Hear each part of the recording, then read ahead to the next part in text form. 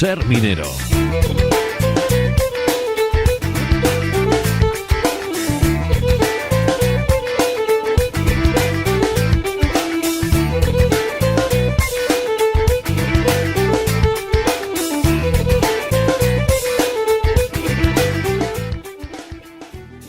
Dicen que en ocasiones el cambio de factores no altera el producto. Bueno, este yo creo que es uno de ellos, así que vamos a hablar en primer lugar con Roberto Fernández, hoy lunes, en nuestro espacio Ser Minero. Roberto Fernández, director del Museo de la Minería de Sabero. Roberto, ¿qué tal? Muy buenas, ¿cómo estás? Muy bien, buenos días, Checho. Bueno, gracias por estar aquí con nosotros un lunes más con invitado, porque hoy vamos a hablar de nuevo de esas incursiones cinematográficas, ¿no?, en la minería.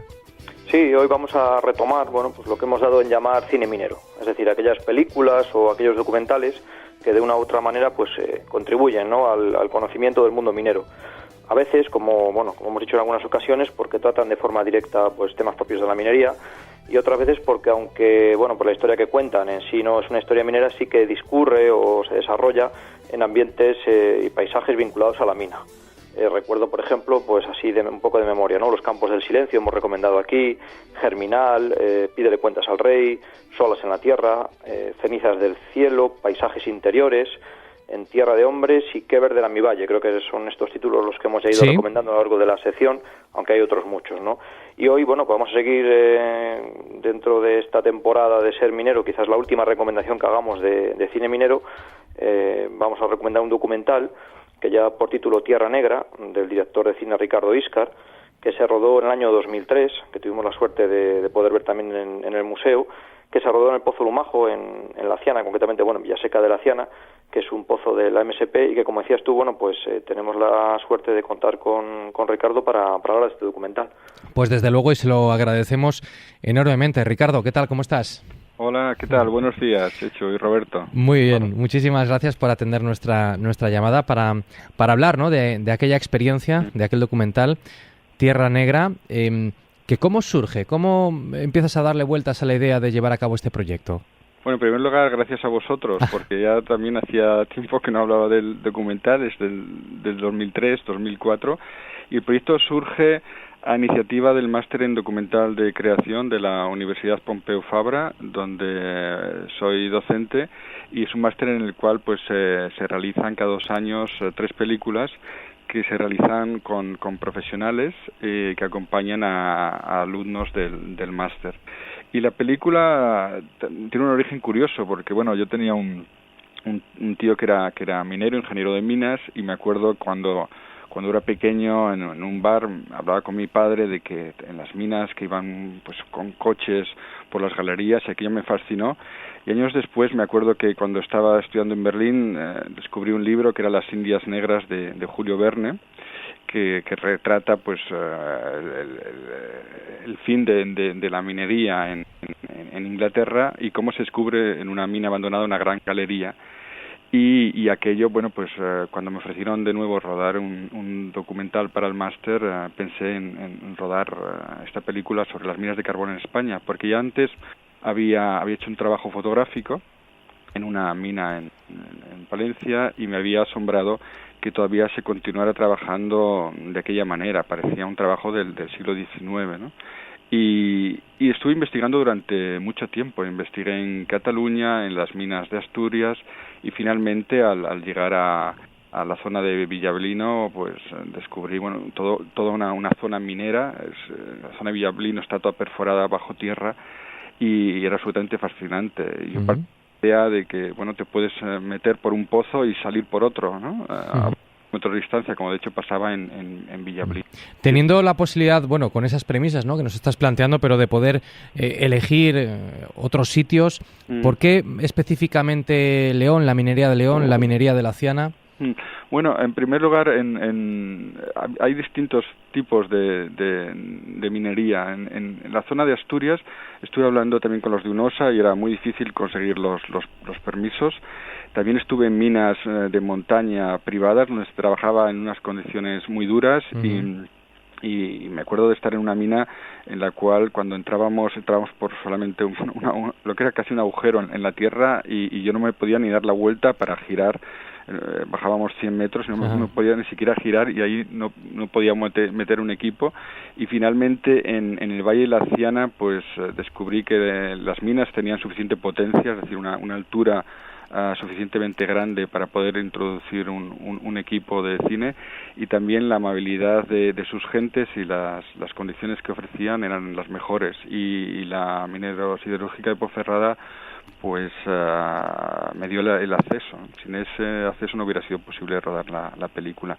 También hay que decir otra cosa, en la zona de Villablino me recordaba mucho, como ha mencionado Roberto, a Qué verde era mi valle, la película de John Ford, que de hecho tenía una gran influencia en ello.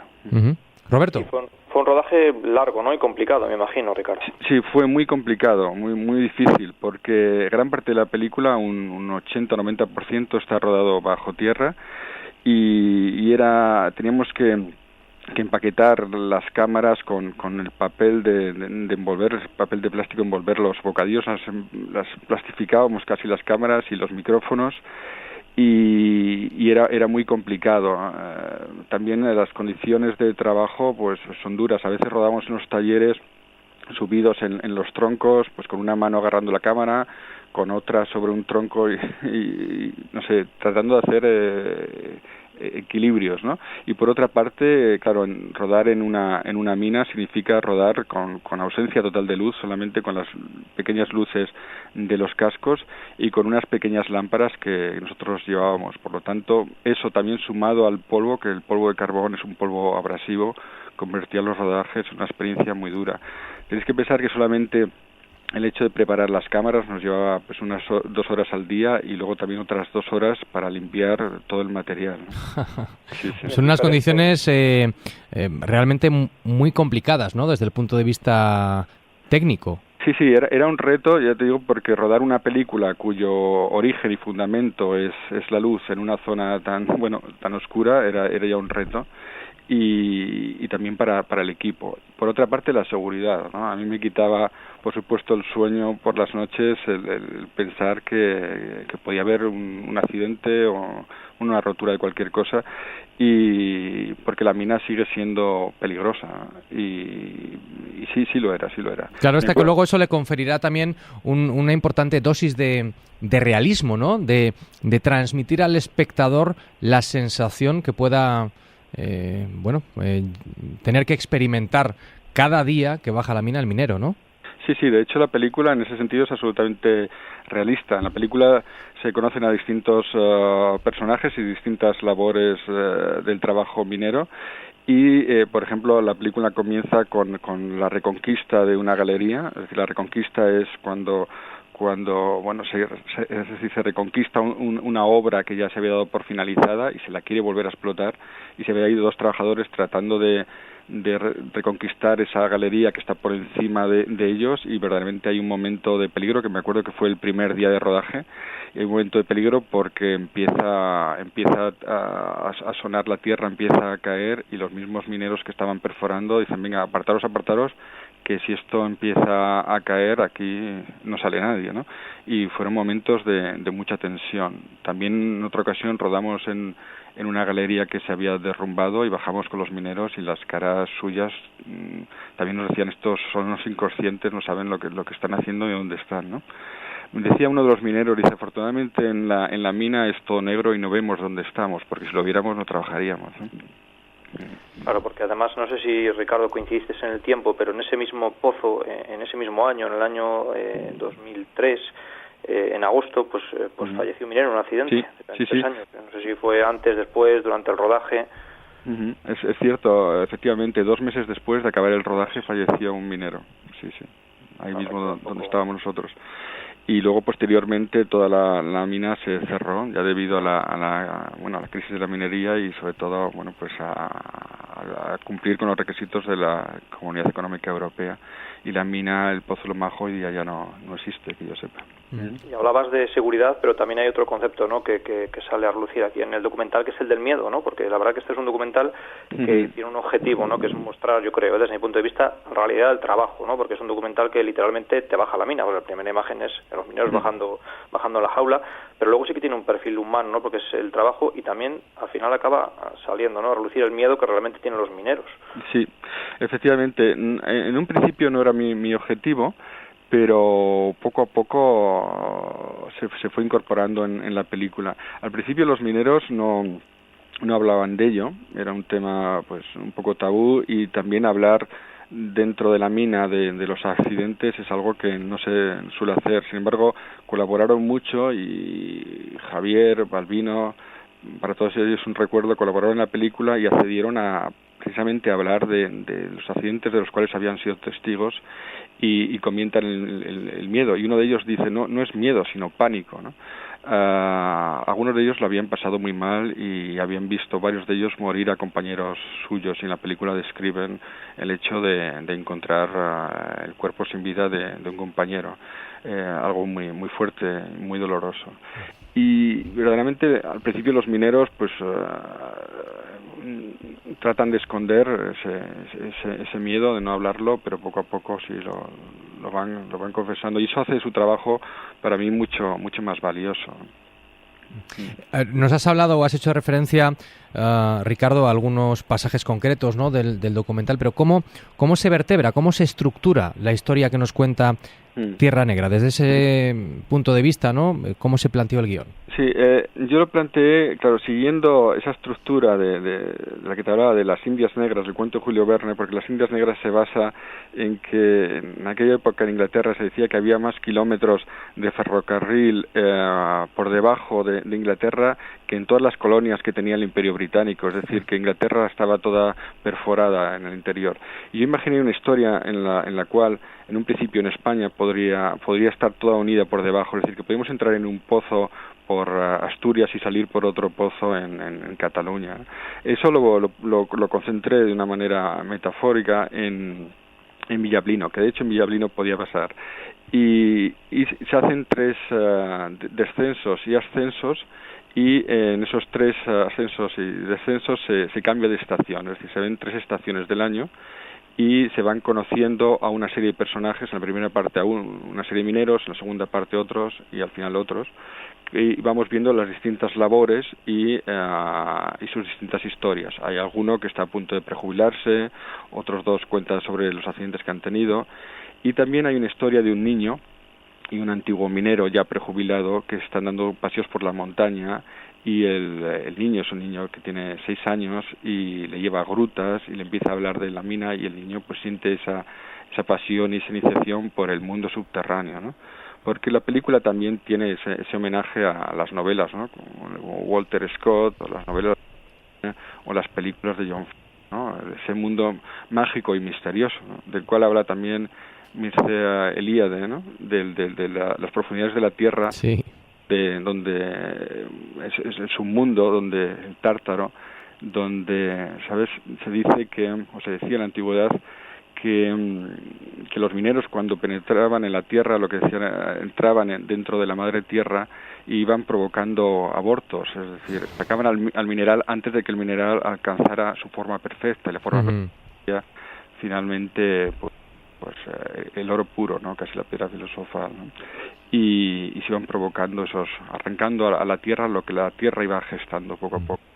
Ahora seguro que va a haber ocasión de que nos podamos detener, ¿no?, en alguna experiencia o en algún testimonio individual, alguna anécdota con alguna persona en concreto, pero como colectivo, no sé qué, como comunidad, ¿no?, Villablino, la zona, aquella comarca, la Ciena, ¿qué impresión te causó? ¿Cómo recuerdas aquellos días, aquellas semanas de estar conviviendo con sus gentes?